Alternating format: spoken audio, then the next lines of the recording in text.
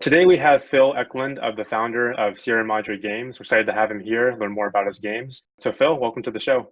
Hello, Kenny. Hello from Stockholm. Yeah, Stockholm, Sweden. So that's exciting. Most of our viewers and most of our people are from the US, but I know that you're traveling a lot. You're not originally from Sweden, but you are in Sweden now. Yes, lived most of my life in Tucson, Arizona for a rocket company. And but 8-9 years ago, I moved to Germany to work in board games full time. I actually only came to Stockholm very temporarily, just to test the waters, but it's turned more permanent because COVID-19 shut down travel shortly after I arrived here. So I've been living off of the contents of a suitcase for a while. I'm actually homeless at the moment. I camp out here in the offices and sleep on the couch. So I'm still struggling with a few domestic details.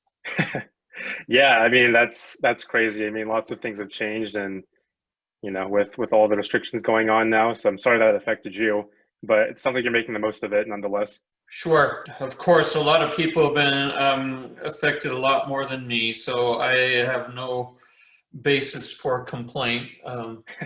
Yeah, I mean, I think a lot of people have the dream of being a full-time game designer, board game maker, creator, and you being able to do that, that's on its own already an inspiration for lots of people.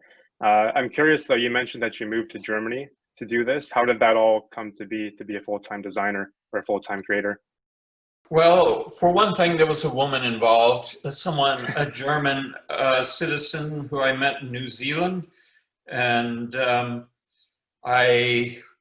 but also was impressed with the game fair at Essen, the world's largest, and the fact that Germany is board game central. So I took early retirement from the rocket factory and moved to Germany.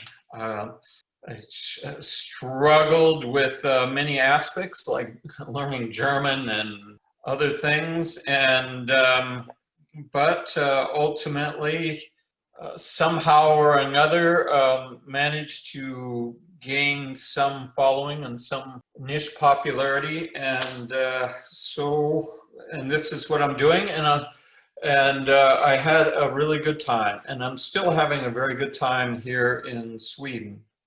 So it is kind of a pursue a dream long enough, and something might fall into place. I mean, you make your own destiny, and it certainly wasn't obvious that this would go anywhere, but I was happy and with the output, and suddenly my services are valuable enough that I got a job offer here. So I'm a full-time game designer. I also lecture here in Stockholm to Södertörn University in game theory, game design and game design theory.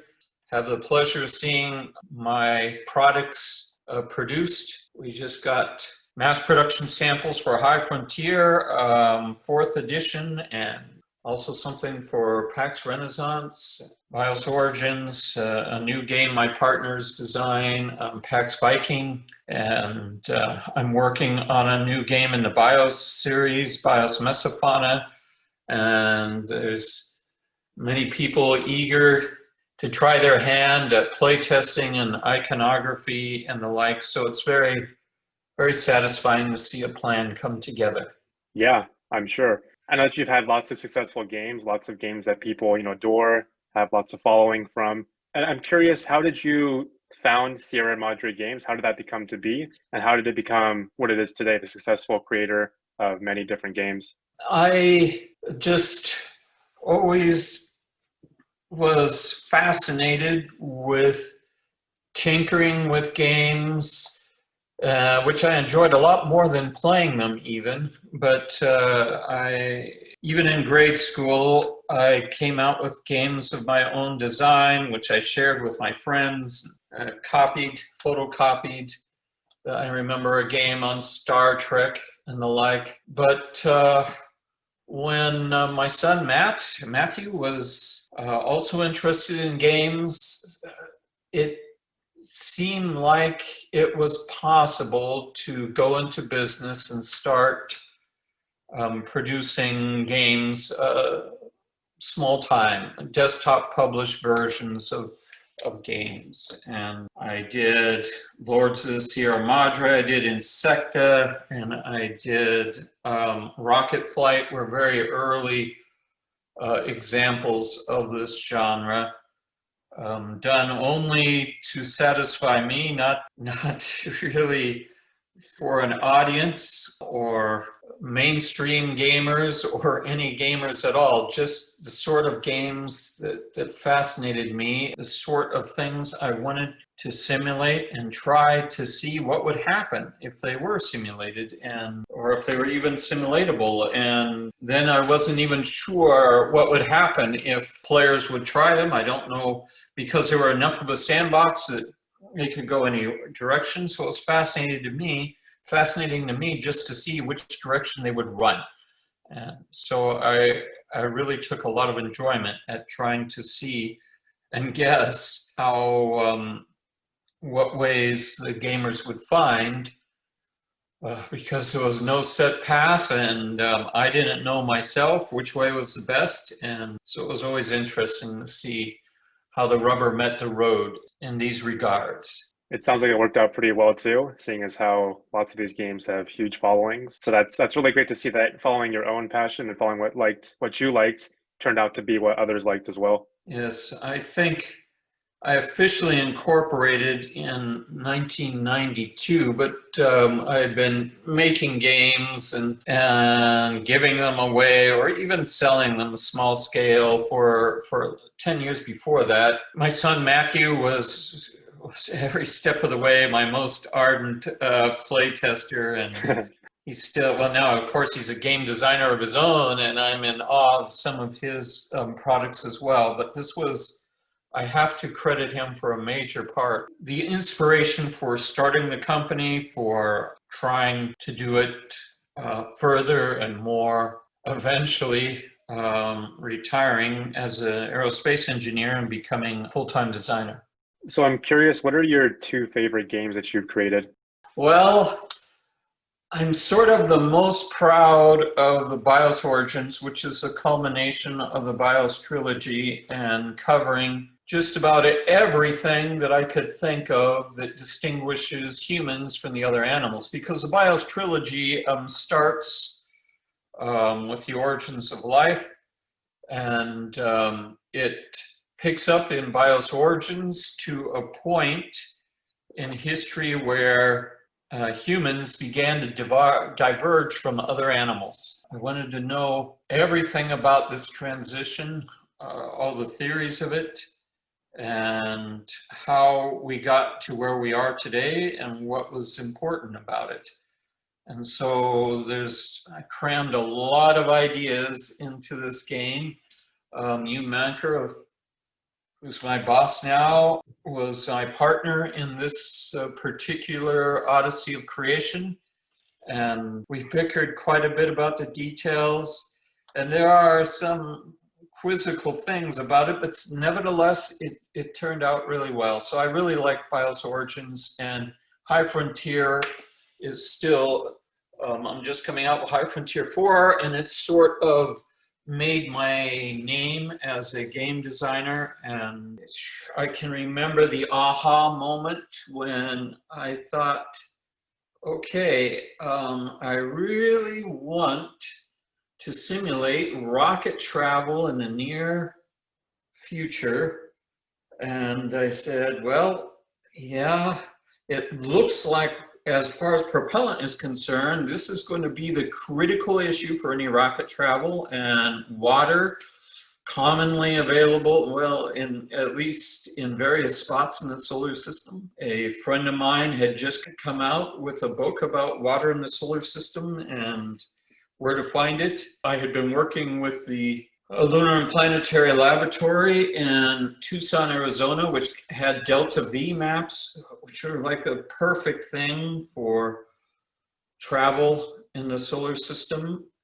And the rocket equation, I was struggling. Well, I don't want to have the rocket equation in. And then I had the aha moment. Well, a specific impulse could be put on a log scale just as a factor. And if I also use thrust, I can probably simulate with just these two numbers all the important things about rocket performance together with mass. I had to add mass into this too. So this gives you, what was satisfying to me about this simulation was that it lets you see the solar system in a whole new light.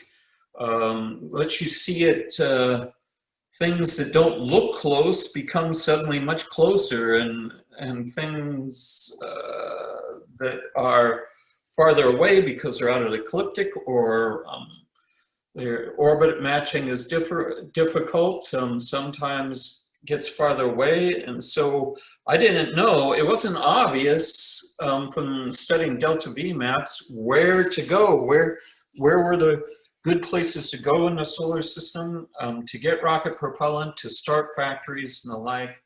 But now, thanks to the game sandbox appeal, it's got I got a much better idea. And I'd also been working at Hughes Aircraft with future projects, some of them speculative, some of them near term, on rocket design, for instance, with Dr. Forward of Hughes Research in Malibu. And this was like the perfect source for a whole assortment of really advanced technology rocketry. And so, yeah, I've created a real universe, high frontier universe. The newest module I've been working on, I'll just mention module 3. I've been working on this with Justin Gray on conflict, but not just piracy or shooting. I wanted to have the milieu, the context for taking humans farther out into space, to advance them to a point where they were no longer dependent on Earth. And this may involve a war of independence. And so this simulates module 3 of High Frontier simulates a war in which you can get to the point where mankind is living and trading independent of Earth, a tipping point, so to speak. So we've worked pretty hard, Justin and I, on this, and I'm really happy with the results. It turned out to be a lot more factors had to be considered with the politics and just what it takes to start or end or win a war, and how do you know when it's over. There's betrayal. You have to choose your sides, and you have to take a stand. And if you're doing it as a game series, who wins and who loses the war has a big difference on future games you may want to play in the series, whether or not the spacers have a political voice or not, whether or not module 0, the politics is in force or not, whether or not Bernal's space colonies are allowed to trade among themselves, or does Earth hold a monopoly. There's a lot of political factors like this, and it makes the politics module a lot more relevant. And so for these reasons, it really changes the nature of the game quite a bit. And so I'm very anxious to see how it will be received. Yeah, it's really cool to hear you talk about your games, because I can tell there's lots of, for one, obviously lots of work going into this, lots of thought process behind all this, but two, like there's lots of passion I can tell too. From your previous work experience, it all is obviously going into this. All of your passion is going into this game that you mentioned previously you're making these games for yourself for one, and then it's great to see how this is well received by the community as well. That just happens to like all of your games, your passion, your thought process behind all these games. So it's really cool to hear all of this from you. Oh, well, thank you, Kenny. I like to get more now into the marketing aspect of being a game creator. A lot of people they create games based on their own passion, like you have, but then they release it, and then people don't respond too well to it. There's many reasons why that may be, but one big reason that a lot of people credit is they haven't spent enough time marketing their game, or they haven't done the proper research to make sure that people would actually like their game. So I'd like to get more into your experience on marketing. And I guess my first question into that is related to the Kickstarters I see of your games. So obviously you didn't launch your games on Kickstarter initially, but I've noticed now that several of your games are on Kickstarter. I guess I'd like to know uh, what your thought process was behind launching several games on Kickstarter and how that has helped your game and your games in general. Question is how I got started on Kickstarter as a promotional vehicle. And a second question is the how we do several games at once per Kickstarter. I've never been very good at promotion. Or promoting my games, and I've just been satisfied with small runs to a niche market. But I decided to try Kickstarter as an experiment, and the experiments haven't been uniformly successful because I failed to understand some of the logistics, especially of shipping, and there were failed experiments there. So after joining Ion, who has more experience in Kickstarters and things like making videos and coming up with advanced art, things like this, things that I wasn't able to do myself, this has been more successful. And we have a rather brutal scheduling regimen. We've got several aspiring game designers here, recruited from Pseudoterm University mainly, who want to see their products out. So what we do is we pick the most promising from the design team here, and they get launched in parallel for something like 3 Kickstarters a year. And so we're all trying to keep the pace up to make 3 Kickstarters a year, and this is sort of necessary to be able to pay all the salaries here. So it's been kind of a it's been fun, but of course it's been a lot of work too. But it certainly gives design space for newcomers to test their wings. Normally, on one of my games, for instance, I will tell a college grad that I'll need a solitaire game designed for this.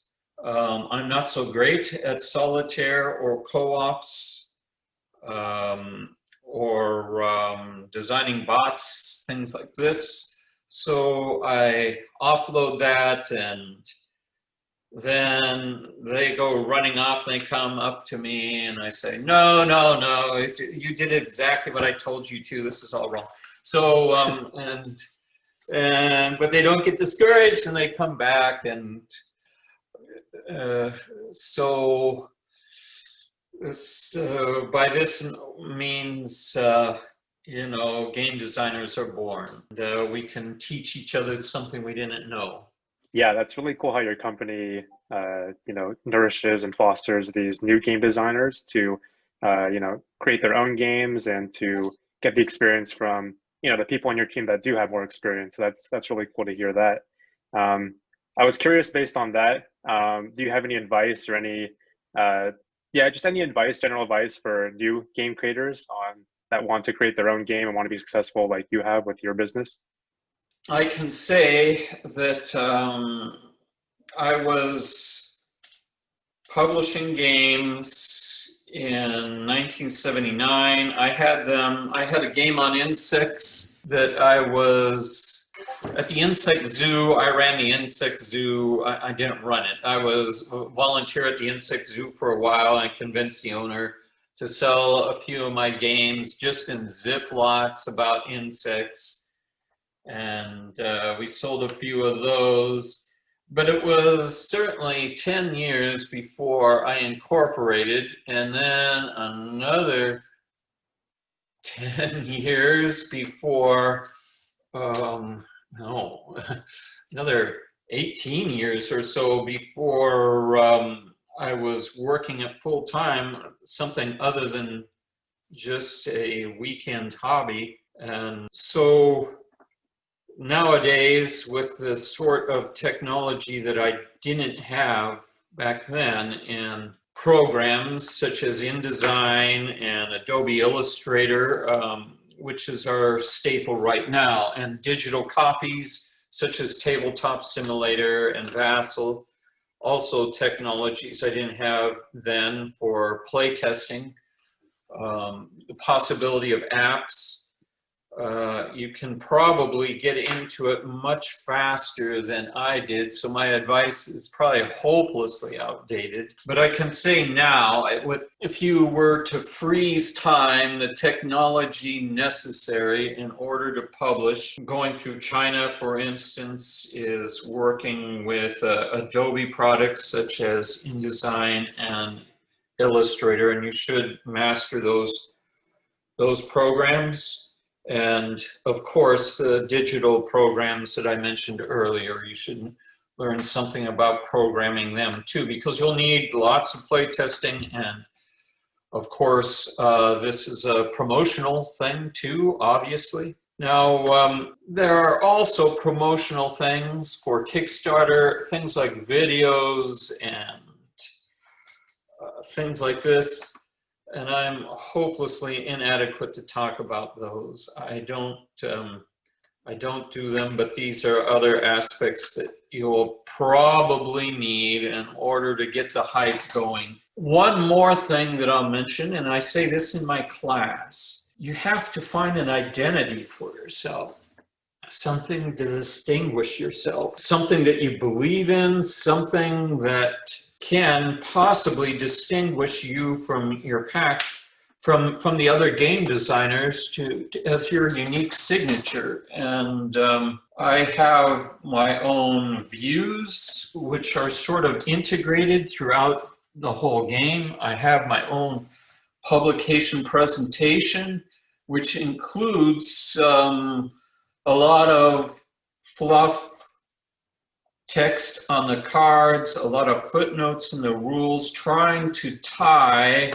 my thinking of how the game mechanics mesh with actual objective reality. And the degree of integration that I've attempted is considerably beyond most other games, and that's become my distinguishing feature. Obviously, this is only an example, but having a signature like that in game design and figuring it out, first of all, you have to figure out your own personal philosophy and what you believe and how to express it, because games are works of art, in as much as all works of arts are make some sort of statement. You're recreating reality according to the artist's value judgment. So in order to be distinct, you have to have value judgments. You have to say, you have to make a stand here and then stand there and adjust it if conflicting evidence comes in. But this is, of course, a process of science, discovering how the universe works and the laws that run it. And of course, the laws of the universe are analogous to rules of a game. And so I've found this whole process to be very, very instructive in understanding reality. And this is a process that I emphasize more than, well, the entertainment value, more than, well, what game mechanics are popular right now. Although I don't want to look down at that, there's been a lot of advances in game design over, it's not quite like computer games where you have quite a bit of advances in software techniques and 3D and the like, but there still certainly is. If you look at games now and what they were 10 years ago, board games, and their rules and mechanics, there's been advances in understanding certain pitfalls and the like, and this is worth studying. And I have more to say about this in my course at Södertörn University here in Stockholm. So I hope I answered the question there. Yeah, these are definitely wise words and words that game designers should live by when creating their own game. So yeah, that's great to hear. Definitely appreciate your insight on this. Yeah, so that was most of the questions I had today for you, Phil. So definitely appreciate your time. That was a great interview. Well, I love learning. thank you very much for this opportunity, Kenny. And I wish you luck on your own adventure in this hobby.